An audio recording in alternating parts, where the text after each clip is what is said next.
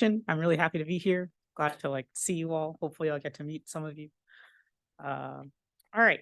So yes, I am here to talk about relative survivable network design. This is joint work with Michael Dinitz, who was here before, Guy Kortsarts, and Zev Nutov. Okay, so fault tolerance in network design. This is a very popular concept. As I'm sure we know, graphs can represent networks. For example, they can represent nodes and edges, or nodes and edges can represent communication links and terminals, which can fail. And so therefore, it's natural to ask for fault-tolerant networks. So if up to k objects in my network fail, I want some special properties to still hold after failures.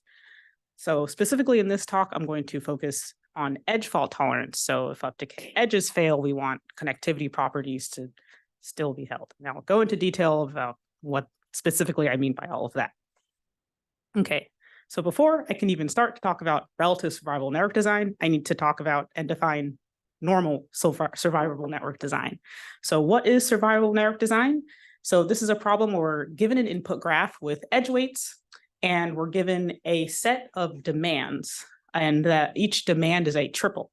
And that triple consists of a vertex pair, Si and Ti, and a demand Ki. And we want to return a min-cost subgraph such that there are Ki edge disjoint paths from Si to Ti for all I. Okay, so it will probably be easier to, I think someone is trying to get it. Okay. I think it'll be easier to understand this definition through an example. So on the right here, I have an example of our input graph, very simple graph. We have a demand 3 from S to T, and we have a demand 2 from nodes X to Y, which means that we want to output a min-cost subgraph such that there are 3 edge disjoint paths from S to T and 2 edge disjoint paths from X to Y. Also, if at any point you have any questions, just feel free to interrupt. Okay, so in this example instance, a solution could look something like this, the purple edges. And so if you look at the solution subgraph, you can see that our conditions are satisfied. Okay, hopefully that definition is clear. All right, so I also want to sort of, at a high level, talk about this sort of relationship between this connectivity point of view and this fault tolerance point of view in these connectivity problems. So in survivable network design, which I just described, I described it from this connectivity lens where we're requiring a number of edge disjoint paths between vertex pairs. Oh, is your hand up? Oh, okay. But due to Menger's theorem, which I'll talk about more later, but through Menger's theorem, we can also look at this from a fault tolerance point of view, where if we're asking for a number of edge disjoint paths between a pair of vertices, that's the same as asking that for any pair of vertices, for any set of edges that has size up to k minus 1, so notice this off by one thing, for any of those sets, if you remove them from the graph, S and T are still connected in what remains. Okay. Okay, now I'm going to define the minimum k-edge connected spanning subgraph problem. And there's no need to read this definition really, because it's really just survivable network design, but with uniform demand. So all of the KIs have the same value. So I have another example here on the right. We have an example instance of k-ECSS with demand 2. And a solution looks something like this. Notice that there are, in this purple subgraph, there are 2 edge disjoint paths between every pair of vertices. So our demand is uniform. We want the same number of edge disjoint paths between every pair of vertices. Okay. All right, so here's what's known about survivable network design and k-ECSS. These are well-known, well-studied problems. They've been around for decades. This is the state of the art. We have a 2 approximation for survivable network design, thanks to Jane. And we have a 1 + 2 over k approximation for unweighted k-ECSS, thanks to Gabot et al. Okay, and this will make more sense later, but I want to sort of plant the seed now that we think of these as absolute fault tolerance problems, in the sense that we are asking for a number of edge disjoint paths or a number of fault tolerance that's independent of the underlying graph structure. Okay. So now I'm going to motivate this new definition we've come up with that we call relative fault tolerance. How I'm going to motivate that is showing a significant limitation of this like absolute fault tolerance concept. Okay, so let's say we have this example instance of survivable network design where we have this demand 2 from S to T. That means we want 2 edge joint paths from S to T, or we want that if you delete any single edge from this graph, S and T are connected in what remains. So it should be apparent that we can't do this in this example. And that's because we have this like red cut edge here. If you delete that edge from the graph, S and T aren't connected. So we can't output a solution subgraph that satisfies this demand. So that's it. There's no solution. Like we're done. We give up. But you could imagine that that could feel like very unsatisfactory because for any other single edge that you remove from the graph, S and T would still be connected. Like this one edge is literally the only issue. So, okay, let's say we want to return something we don't want to give up. So something we could try to do is maybe bring our demand down by 1 so we can like return something. So if we do that, we have this demand of 1. So we're just asking for connectivity at this point.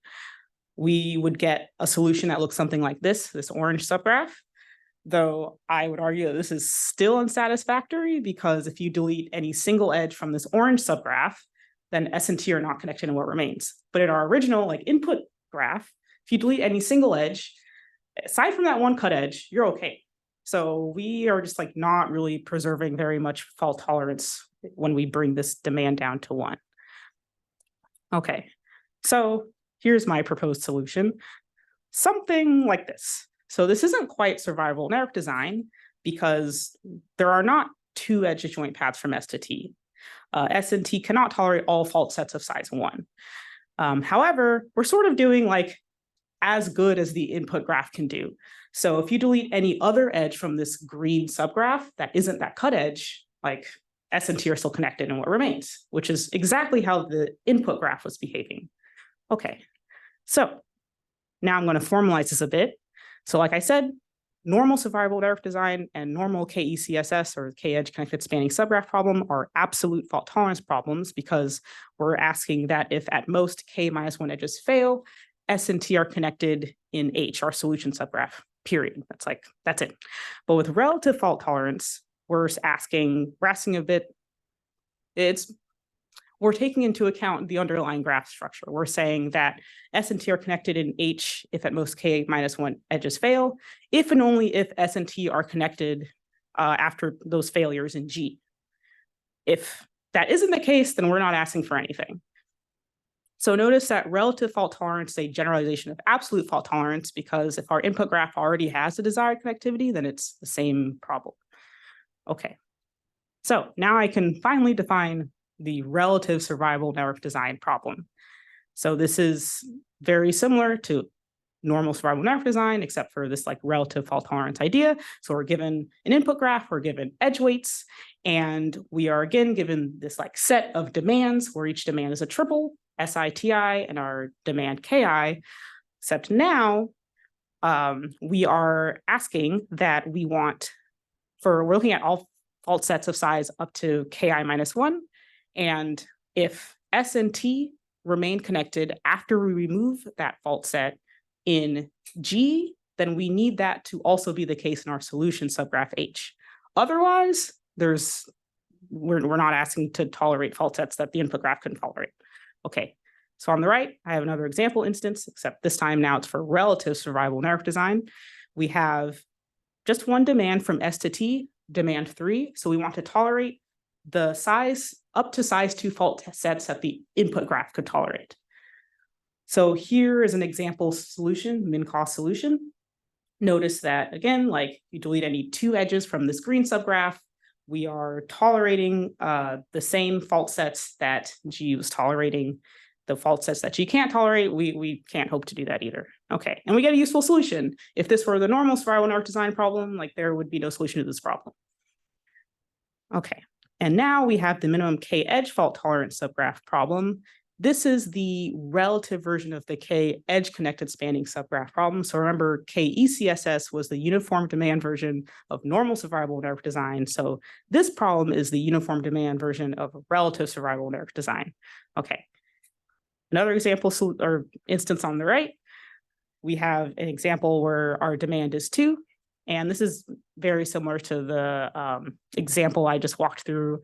So yeah, this is our example solution that we had from before. And again, useful solution. We have a solution. We would not have a solution if this was normal k-ECSS. All right, so these are I already talked about these results. These are results for survival network design and for k-ECSS. So before I can talk about the results we get for these relative connectivity problems, I first need to go into what we know and the results and like how we get this 2 approximation for normal survival network design. So I am going to do that now. First, any questions up until this point? Okay. All right, so now we need to define survival network design as a cut covering problem before we can move forward with anything else. So from Menger's theorem, we have that vertices S and T are k-edge connected if and only if every ST cut has size at least k. So the min ST cut is size k. And because we have that fact, we know that each demand is satisfied in our solution subgraph if and only if every SITI cut in H has size at least ki. And so that means that we can lower bound the number of edges that need to be in every cut in any feasible solution pretty easily. Basically, if we know that all of our SNDP demands are satisfied, if and only if this, my internet connection is unstable apparently. Hopefully that doesn't affect anything. Anyway, yeah, so we can satisfy all of our demands by basically looking at every demand that crosses our cut S and taking the maximum one and making sure we satisfy that. Okay. So that means that we can write this requirement as a cut requirement function. And it's called a cut requirement function because you give it a cut, you give the function a cut, and the function spits out a number, and that number is the minimum number of edges that have to cross your cut in any feasible solution. And this is what our cut requirement function looks like. So now we can write down SNDP as an LP. So our LP looks like this. We're minimizing the we have edge weights, so we're minimizing the sum of the weighted LP values. And we then have this set cut requirement function constraint where we want to make sure we have enough edges across each cut to have a feasible solution. And then we have our 0, 1 constraints. Okay, so thanks to Jane, we have a 2 approximation for survival network design via iterative rounding. He came up with this iterative rounding scheme. It's a very seminal paper. It's been used to solve other connectivity problems. So here's how the algorithm works. First, we solve the LP from the last slide, and we can do that because even though, going back, you might notice that we have a constraint for every set. So we have an exponential number of constraints, but we can solve it via the ellipsoid method because we have a separation oracle. As a side note, what that separation oracle looks like is you look at, for every vertex pair, you look at the min cut. And if that cut is smaller than your requirement, then that's a violated constraint. And so the rest of the algorithm is as follows. You repeat these steps until all of your original cut requirements are satisfied. So this is after we've solved the original LP. We let E½ be the set of edges such that the variables XE have taken on value at least a half. We remove those edges from our input graph. We add them to our solution, and then we are left with this residual LP. And this residual LP is basically what you get when you remove those edges from your input graph and change your cut requirement function to take that into account, because those edges that we've removed from our input and added to our solution, they're helping us meet our requirements. Okay. So in blue is the changes from the original LP. All right, so yeah, so it shouldn't be too hard to buy that this gives you a 2 approximation for the problem. But what is not at all clear is that in every iteration of this algorithm, you have at least one variable that has size half. And that's crucial. If you don't have that, then you're gonna get stuck in your algorithm. Yeah, you're not gonna get a 2 approximation. So Jane needed to show this. So I'm going to go through how you go about showing this. So as a reminder, I have our like cut requirement function at the top. And then I also have our LP at the top right. And I'm going to define some things. So we're going to let X be our LP solution.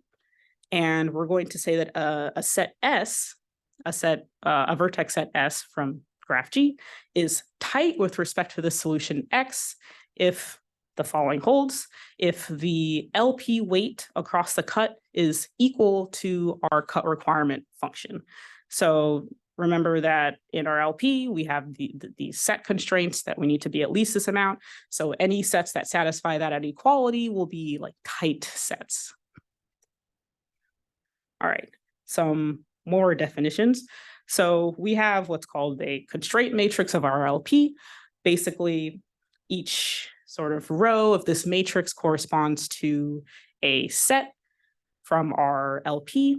And the row is basically like an indicator row where each column corresponds to an edge, and we have a 0, 1, whether or not that edge actually is in that set. All right, and then another definition. So I'm going to use T to denote a family of all of these vectors AGS that I defined on the previous slide that are tight, or such that the set S is tight. So it can, I might interchange sets S with like vectors AGS, but hopefully that does not get too confusing. I'll try to be clear when I'm doing that.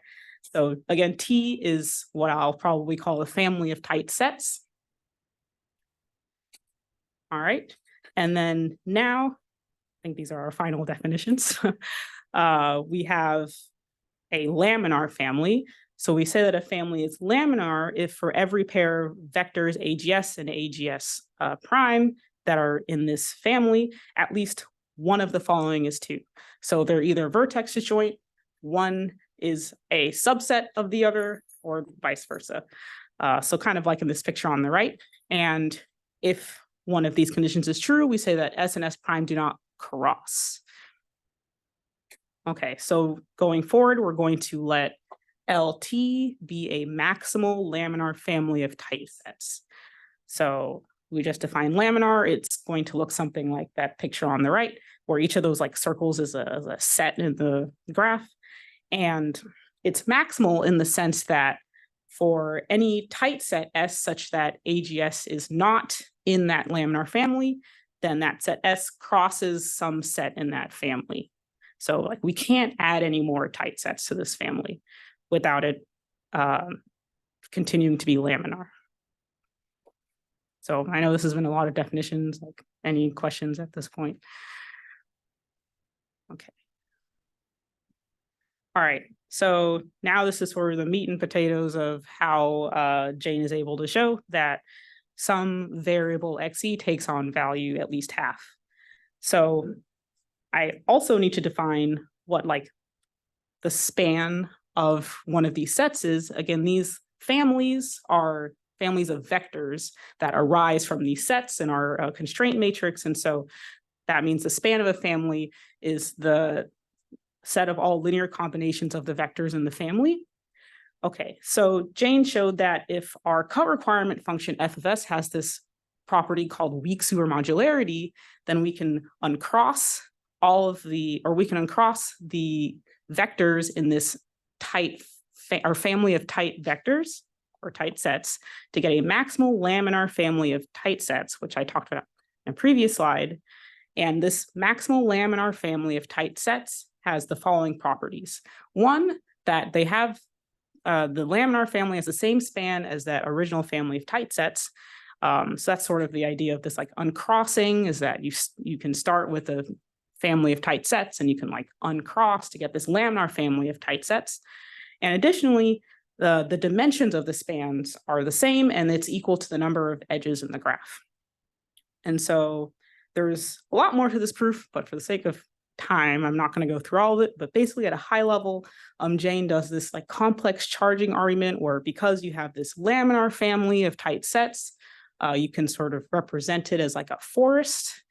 And because you know how many elements are in this laminar family, the number of edges, you can do this like charging argument where you charge like endpoints to sets in the laminar family, and it allows you to, it's pretty involved, but it's pretty cool. If you ever get a chance, maybe take a look at it. All right. So that's how we get this 2 approximation for weighted, or this is how we get this 2 approximation for normal survivable network design. So now I'm going to use that result to show you how we get a 2 approximation for weighted k-EFTS and a 1+4 over k approximation for unweighted k-EFTS. And as a reminder, what is the k-EFTS problem? It's the relative version of the k-edge connected spanning subgraph problem. So again, we're given a graph, we're given edge weights, we're given demands, so it's uniform demand. So I guess we're not given demand. So we're given a graph, we're given edge weights, and we're given some value k. And it's a relative demand in the sense that we want S and T to be connected after we remove up to k-1 faults, if and only if that is true in the original graph. Okay. So first, what we need to do, so if you remember what we did with normal survivable network design, is we needed to define it as a cut covering problem. So we could write down LP and do iterative rounding. So that's what we need to do for k-EFTS.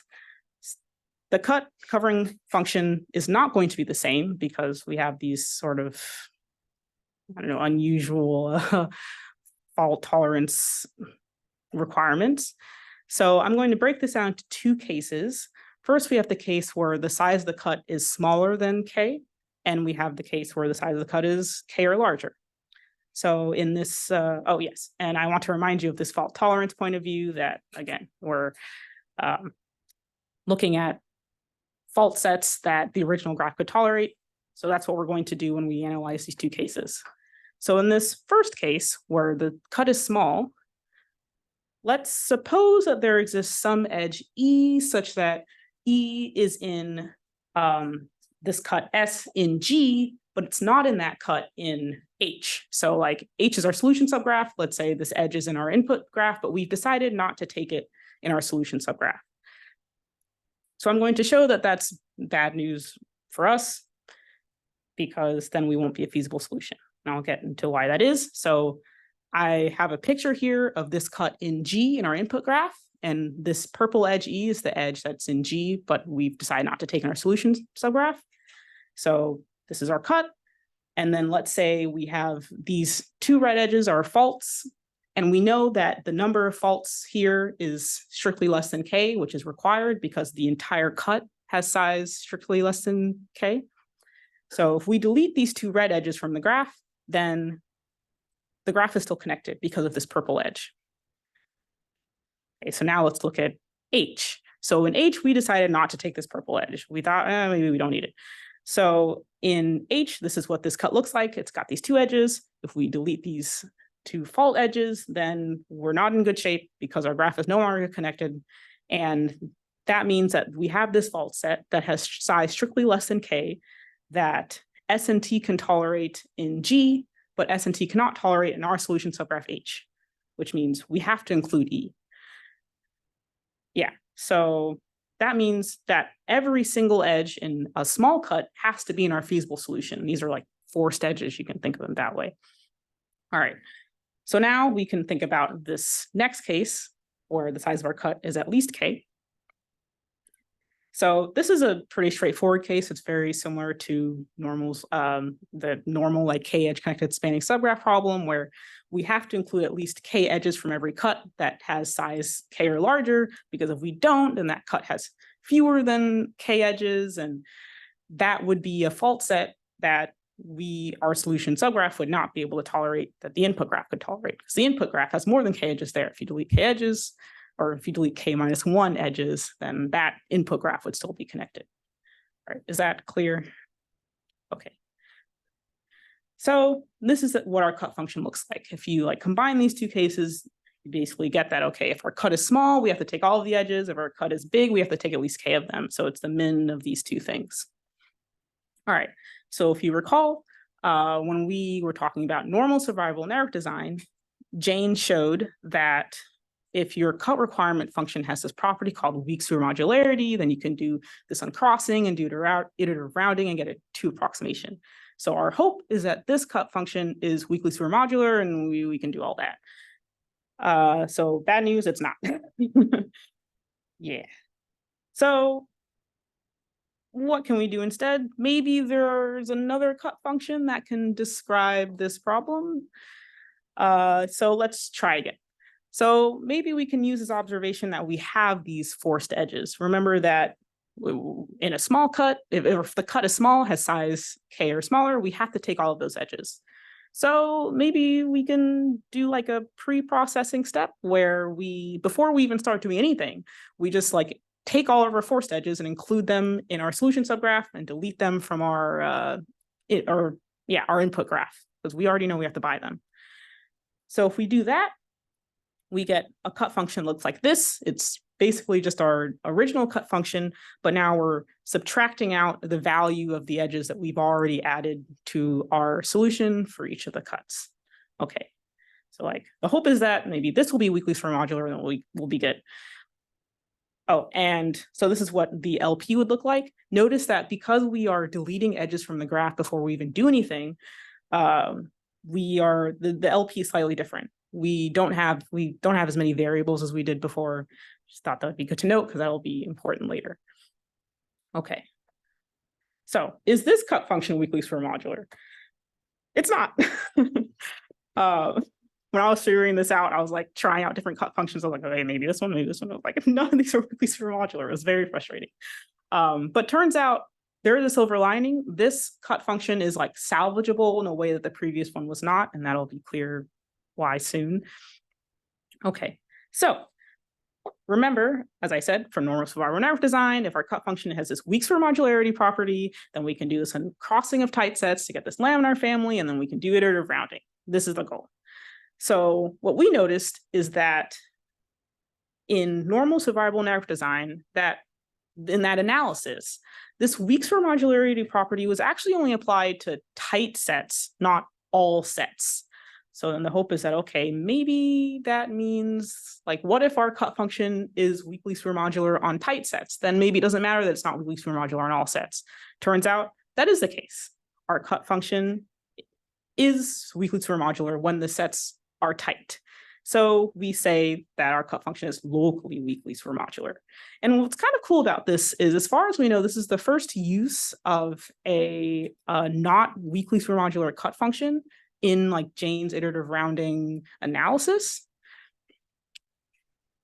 Okay, so yeah, because our function is locally weakly sphere modular, we can still do this uncrossing. We can still get this maximal laminar family of tight sets, and then do that like forest and charging arguments to get that 2 approximation for general k-ECSS. Could you remind me what it means to be tight? Yeah, so a tight set, actually, I can also go back.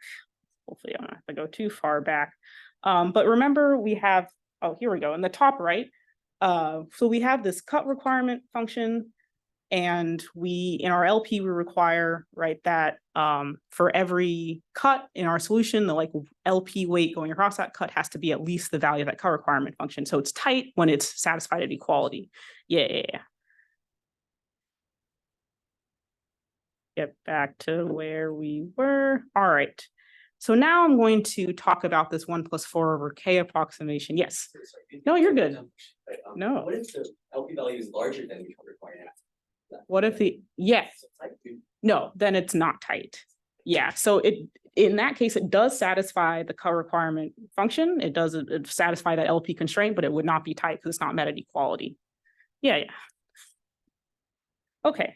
Yeah, so now I'm going to talk about this 1 + 4 over k approximation for unweighted k-ECSS. We're going to take advantage of the fact that we don't have edge weights and do a little better than a 2 approximation. Okay, so again, I want to revisit this definition since it's going to be important. Remember that a laminar family basically is a family where like no 2 sets in the family like cross, so they're either vertex disjoint or one set is a superset of the other. Okay. And then remember that we have like LT, which is this maximal laminar family of tight sets. Okay. Right. So remember, so we're using the same cut function as before, because this is the same problem, just without weights. So like the connectivity properties we want are still the same. The only difference is we have weights. So our cut function is locally weakly supermodular, so we can still do some crossing, and we still get this maximal laminar family of tight sets LT. And so before with this with LT, we did iterative rounding to get the 2 approximation for the weighted case. Now we're not going to do iterative rounding. Instead, we're going to sort of stop at this step where after we do this uncrossing to get LT, and we're going to use the structure of that laminar family to upper bound the number of fractional variables that are in our LP. Basically, the idea is that if we don't have very many fractional variables in our LP, we can include all of the forced edges in our solution, include all of the edges that have like weight 1 in the LP in our solution, and then we round our small number of fractional variables up to 1 and then include those in our solution. And we're not going to pay very much compared to opt. That's a like high level idea. Okay, so, and then I also have a definition that's going to be important. We're going to say that a node in G is a high degree node if it has degree at least k+1. Okay, so we're going to upper bound the dimension of the span of this laminar family of tight sets. So this laminar family of tight sets, remember, has this really special structure that we're going to analyze. Okay, so first of all, we need to prove a couple facts. Our first fact is that each set S, such that its corresponding vector in the constraint matrix is in this laminar family of tight sets, each of those sets has to contain a high degree node. Okay, why is that true? So let's suppose that it does not. We're going to do like a proof by contradiction. So suppose that it does not contain a high degree node. So all of the nodes that are in S have degree K or less. Okay, so yeah, observe that a node V, that's a low degree node, it by itself is a cut. It forms a cut that has size at most K. So all of its edges are forced. All of its edges in our pre-processing step, we already removed it from the graph. So these edges like don't exist for all intents and purposes. Yeah, so all of the edges are forced. This row in the constraint matrix doesn't actually exist. This is a contradiction. So this fact is true. Now we have the second fact that without loss generality, for any set S that's a superset of a set S prime, actually this is a typo. So S, not S prime, must contain at least one more high degree node than S. Yeah, S so S is a superset of S prime. S must contain at least one more high degree node than S prime. This is, I think, backwards is written. Oh, no, it's not. I just confused myself. All right. Yeah, so I'm now going to go into why this fact, we can assume this without loss of generality. So suppose that suppose that S prime is our superset of S. I think that's why I'm confusing myself. Anyway, suppose that S prime is a superset of S. No, it's the other way around. I don't know why this is tripping up so much. Okay, suppose that S is a superset of S prime. I do have a picture coming up, so maybe that'll make things helpful. Yeah, I'm just going to go straight to the picture. Okay, so suppose that S, so which we can see this in the picture, S is a subset of S prime. So S prime is a superset of S in this picture. Yeah, let's just go with the picture. But S prime has the same number of high degree nodes that S does, looking at the picture. So we're going to show that this is going to create a scenario, or in this situation, we're going to show that they're going to correspond to the same like row in the constraint matrix. So these vectors are the same. And since we're analyzing the span, we can just like assume that we don't have both these vectors in our laminar family of tight sets. Okay, so looking at this picture, we have S, and S has this purple node, which is a high degree node. So it has degree at least K+1. And S is a subset of S prime. And S prime does have a high degree node, which is the node that is in S.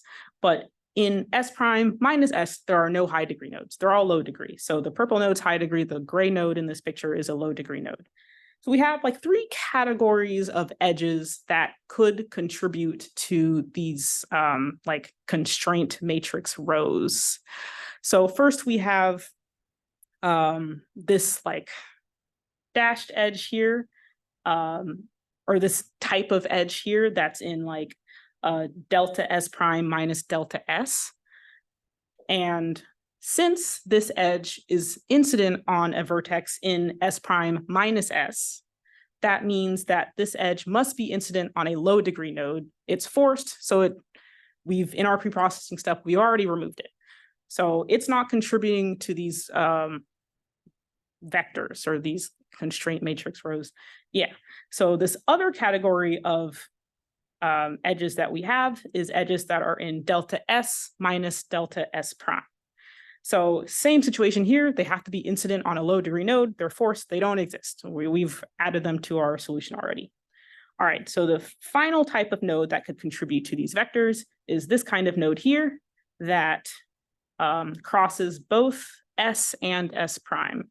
So this could be a forced edge, it could be a not forced edge. But what this picture shows is that any edge that contributes to these vectors has to cross both S and S prime. Therefore, AGS is equal to AGS prime. So we can assume without loss of generality that this does not happen. Okay.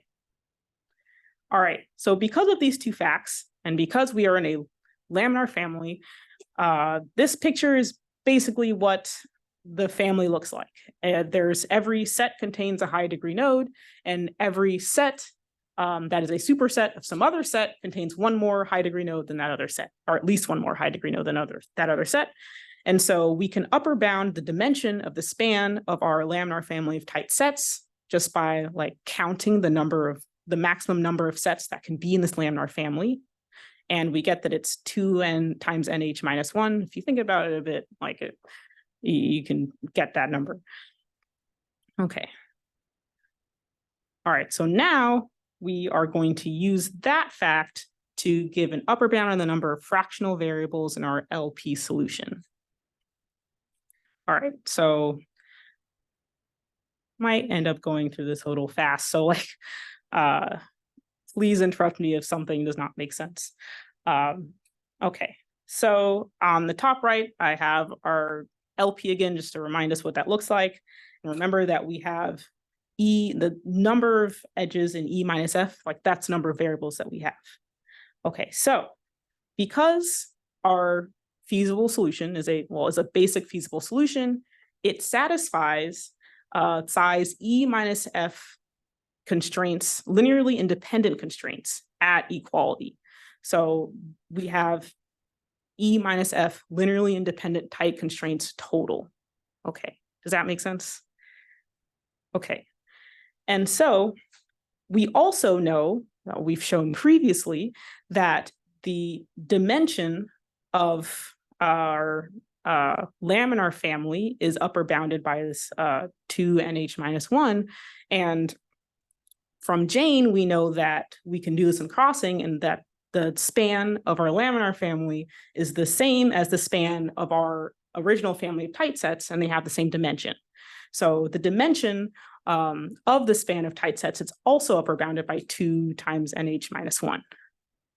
Therefore, that means we have at most 2 times nh minus 1 linearly independent tight set constraints. So remember, we have, you can see in our LP, we have two different kinds of constraints. We have set constraints, and then we have our like 0, 1 constraints. We know that there are at most 2 nh minus 1 set constraints. That means that the rest of them have to be 0, 1 constraints. And we know that those are tight. And that means, you know, if a 0, 1 constraint is tight, that means that that variable takes on value either 0 or 1. And that's good for us because we can, you know, if they take on 0, we don't include them in our solution. If they take on 1, we're going to. And we pay exactly as much as opt does in that case. Okay. Now we can use this to bound the number of fractional 0, 1 constraints that we have, because we also, the number of variables that we have is the size of E minus F, right? And we know that we know how many of those are tight from like the top of this picture here. And so that means that everything that isn't tight is fractional, and we have at most 2 NH minus 1 of those. So we only have 2 times NH minus 1 fractional constraints, and that's great for us. Is that all clear? Okay. Yeah, feel free to ask any questions, even if they come up later. Okay. All right, so our unweighted k-ECSS algorithm is as follows. We solve our k-ECSS LP. We know that we have at most 2 NH minus 1 fractional variables, so we round them all up to 1, include them in our solution. Any edge variables that take on value 1, we just add them to our solution, and then all forced edges, we add them to our solution. Well, we already did that in our pre-processing step. And also, okay, so to bound our approximation ratio, we need to take advantage of this fact that any high degree node must have degree at least k in any feasible solution. And that's just because, we need to tolerate fault sets of size up to k minus 1.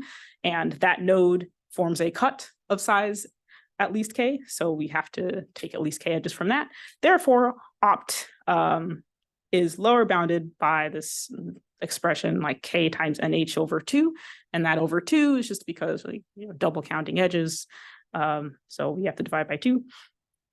The k times nh comes from, every high degree node has to have at least k edges. So yeah, okay. Anyway, so our approximation ratio, this is how we bound it down here. We know that in H, like I said, we're including H is lower bounded by, again, the number of forced edges plus 2 times NH, because we round those all up to 1. And then the sum of the XEs is just from the LP.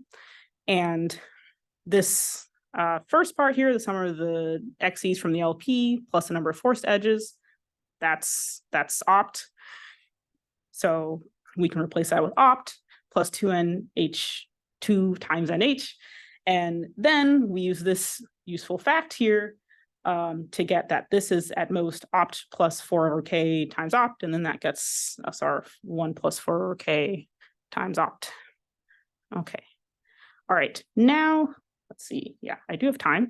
I'm going to talk about this 2 approximation result for 0, 1, 2, 3 RSNDP. So this is the special case of RSNDP. So remember, RSNDP, relative survivable network design, is the relative version of normal survivable network design. So our weights or our demands are not uniform in this case. And 0, 1, 2, 3 RSNDP is the special case where all of our demands are at most 3.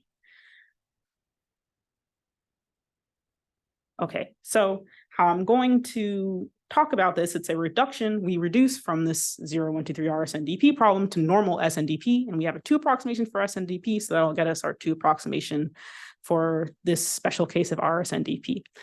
And I'm going to talk about this reduction by giving a reduction from just like one demand pair that has demand up to 3. And that I'm going to reduce from that to a set of normal survivable network design demands. And then basically how you do that, if you have more demands, you just like do that for each demand, and then you get your sets of normal survivable network design demands. Okay. So how do we do this reduction? First, I'm going to define what's called a 3 class, which is a set of vertices that can't be separated by a cut of size at most 2. That means that for every pair of vertices in a 3 class, that pair of vertices is 3 connected. Note that those paths, so like if a pair of vertices is 3 connected, there's 3 disjoint paths between them. Those paths don't have to be like within the 3 class. Like for example, in this picture on the left, like if you look at these 2 nodes here, they form a 3 class in this picture because these 2 nodes are 3 edge connected, but they go through like vertices and edges that are not in the 3 class. Okay. And so then to build the cactus representation of our graph, our input graph, we just contract to these 3 classes to get something that looks like this. And what's nice about the cactus representation of a graph here is that it has very nice properties. It's a tree of cycles. So it's like you have a cycle and then like you have cycles sort of hanging off your main cycle in like a tree-like structure. And also the cactus representation of a graph is like this well-studied object that's been used in, it has a lot of applications. All right, so looking at the structure, it is clear that there are forced edges, kind of like we've talked about before. Forced edges are just edges that exist in some ST cut of size 2. These edges, we have to take them because they're small cuts that separate S and T, the demand that we care about. So we have to include them in our solution, so we do. All right, and then now I'm going to define what we call attachment vertices. These are vertices in the input graph that are incident on forced edges in G. So in this picture, all of the like yellow edges are attachment vertices here. And we also include S and T in our definition of attachment vertices. All right, so we're able to show that for any given 3 class, any feasible solution must be 3 connected on its attachment vertices. So in like pink in this picture, I've sort of drawn a dotted line to represent like demands between pairs of vertices. And these are like survivable network design demands, and they're S&D demands because we know that every pair of vertices in a 3 class is already 3 connected. So we don't have to deal with like these small cuts or this like relative nonsense. All right, and yeah, and because of that, that means that we can replace this single relative 3 demand with this collection of normal survivable network design demands. And we know how to deal with that. We know how to solve that. We have a 2 approximation. So that gives us a 2 approximation for 0, 1, 2, 3 RSNDP. Okay, any questions about any of that? All right. And finally, going to talk about some open problems. So first of all, I think something I would be very interested in is like, what is the hardness of approximation for RSNDP? So the state of the art is there is like a couple months ago, an iCalc paper, let's see, let me go back. Yeah, so there was a paper a couple years ago by Chakuri and Jane that came out with this like polylog approximation for RSNDP using like completely different techniques than I've talked about here today. And it's a very involved, and it's like takes inspiration from set connectivity survivable network design, which instead of having a demand between pairs of vertices, you have demands between pairs of sets. And so then the question is like, can we hope to do better than a polylog? You know, for normal survivable network design, we have a 2 approximation. That's constant factor. Like, can we hope for something like that for RSNDP? I don't know. And then maybe a place to start would be thinking about what is the hardness for single demand RSNDP. So single demand RSNDP, you just have 1 vertex pair with a non-zero demand, and then all of your other vertex pairs have like no demand. So in normal survivable network design, that the single demand version of that is like in P, right? Because you can solve it doing like a min cost flow type thing. So you can solve that exactly. And the best we have for single demand RSNDP are approximation algorithms. And so like, we don't even know if single demand RSNDP is in P. It would be cool to like have some sort of hardness for that. And that would be great, a great step for like hardness for RSNDP. And then finally, it would be interesting to look into relative fault tolerance for just vertex connectivity problems. So everything I talked about in this talk has been edge connectivity stuff. What's going on with vertex connectivity? It would be nice to know. All right, thank you.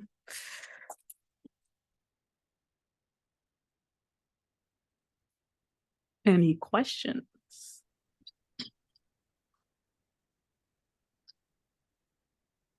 Thank you, Emma, for a very nice talk. So you said Chakuri and Zeng also had. So I see. So weren't you folks the first to define this problem? Yes. Okay. Yeah. I So see. But okay. Your work appeared last year or something. Yeah. So we defined this problem last year. Okay. That's where our like unweighted k-ECSS results came from, and then we had a follow-up paper this year with like this 0, 1, 2, 3 RSNDP, and then also some stuff for the single demand case. And then like very shortly after that, Chakuri and Jane were able to put together this like polylog approximation for RSNDP. So can you explain the Chakuri et al. Thing at a very high level? I know it's towards the end of your talk and you said the techniques are very different, but can we have maybe a few sentence summary of how they try to do this? Yeah, I can try. So it's like it's a probabilistic like capacity based tree embedding thing. You like Yeah, so you solve the LP, you embed it, and then like based on that tree, like that probabilistic tree embedding, so it is a randomized algorithm. So based on this probabilistic tree embedding, you like round certain variables up to 1, and then you like do a bunch of sampling, and then like as you're sampling, you're like reweighting edges or reweighting variables in the LP. Yeah, like you're sampling trees from this distribution, and then you're sampling edges from each of those trees. It's high level. That's what's going Okay. on. Okay, I see. Yeah, that is a good high level summary. Thanks. Yeah. Oh, cool. Yes. Yeah, I'm just wondering, kind of in your, if you have any intuition on, does a constant factor for general RSNDP seem feasible, or that's much unlikely? Yeah, I don't think I have like intuition. It's hard because, well, what's difficult is that for like, I think for a lot of like survivable network design stuff, like including the vertex connectivity stuff, a lot of it relies on being able to do this uncrossing. And for RSNDP, like I don't know, I went through a lot of cut functions and I was not able to like do this uncrossing with any of them, like even, you know, with some like pre-processing or when considering special sets and things like that. And so I suspect that if, you know, there is a constant factor thing, like we would need like very different techniques is what I think. But I don't know. I don't have any intuition whether or not we can. Yeah.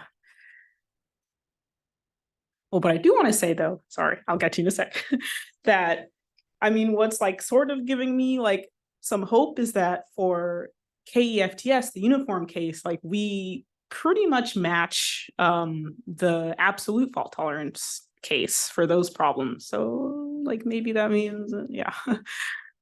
Yes.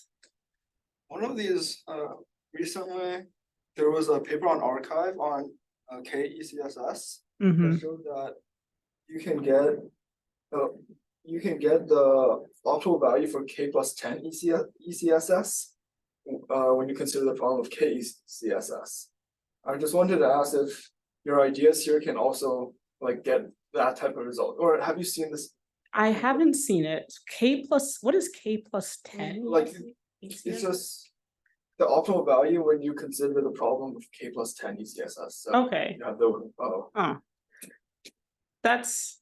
Do you know, I'm curious like what the motivation was to like even consider that problem, because it's just a different type of guarantee. So if k Yeah. plus 10, the optimal value for k plus 10 ECSS is, let's say, less than 2 approximation, then you Yeah. get a better guarantee. Okay. Yeah. So you're asking if you think this stuff would apply for k plus 10, like relative version of these problems? If you could get the same type of guarantees. Yeah. So what guarantees do they get in? No, okay, so they consider k-ECSS. Yeah. And their objective value is at most that of k plus 10, the optimal. Okay. K plus I 10 see. ECSS. It's type of like resource augmentation. Like, Yeah. I see now. Yeah. Supply criteria. Yeah. I don't know. Off the top of my head, I'm not sure, but I don't know. I would have to think about it, but it feels plausible. Like just thinking about it very quickly now. Yeah, but no, that's interesting. I think I want to check that out. Okay, thank you guys for having me.